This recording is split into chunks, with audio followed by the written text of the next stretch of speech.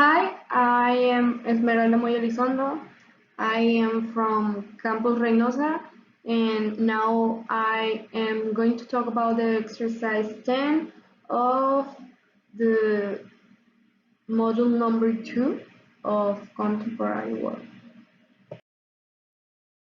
Okay, so in this video, I am going to talk about the Cold War and some of the main important dates.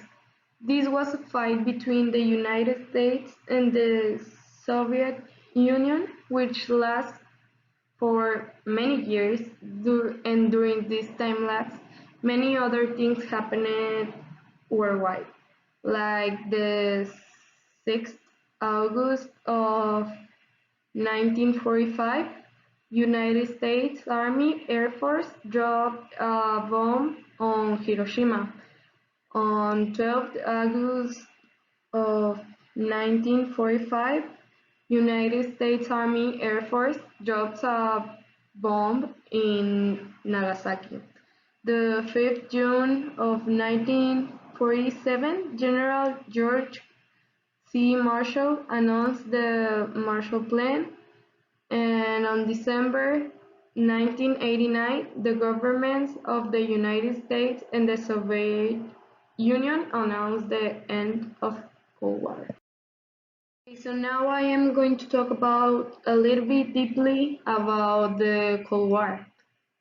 When the World War II ended, the expansionism of the Soviets in Eastern Europe made Americans think about the possibility of the Russians taking control over the world. While this was happening, the USSR started feeling a hostile atmosphere between America and themselves. When the Marshall Plan was made in 1947 and US started helping Europe, they began the war against communism.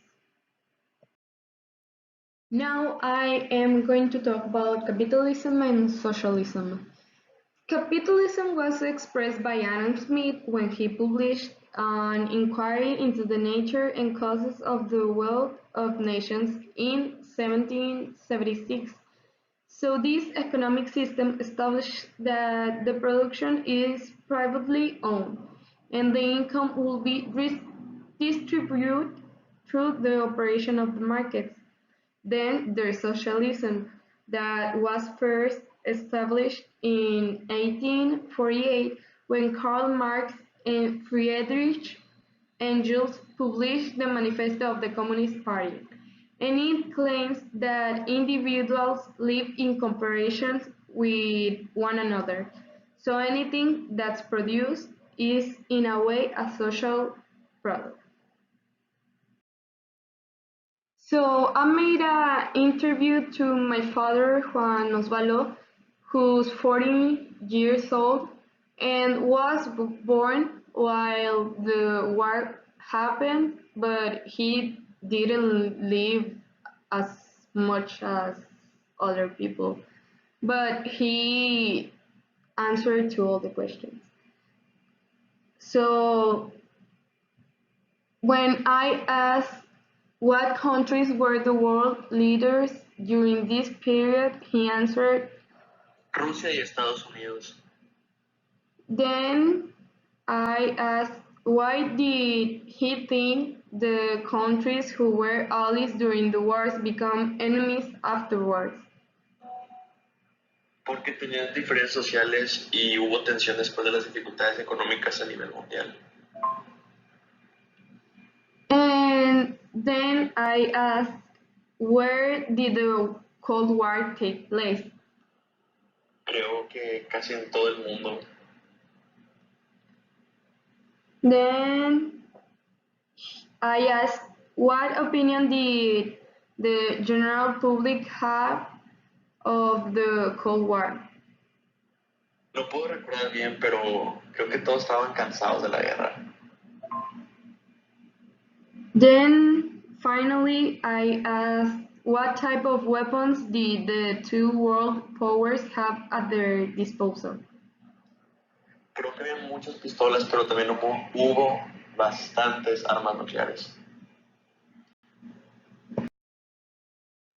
To end this presentation, I am going to talk you about my conclusion. I think that maybe it was not correct to think that Hawar was the only option, since it also ended in a peace agreement that could have been given from the beginning.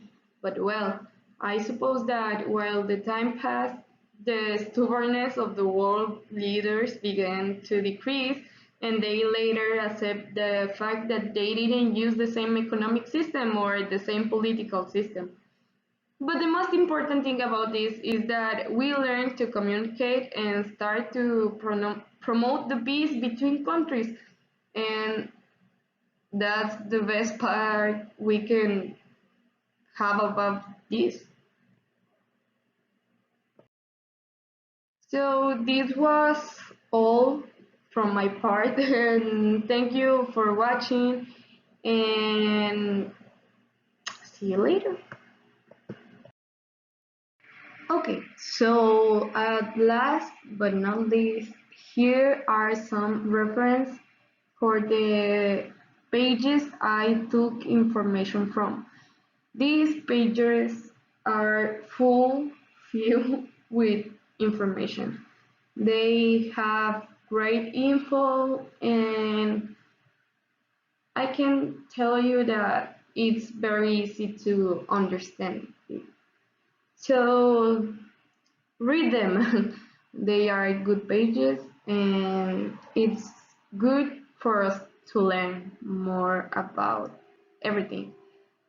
So once again, thank you for watching, and see you later.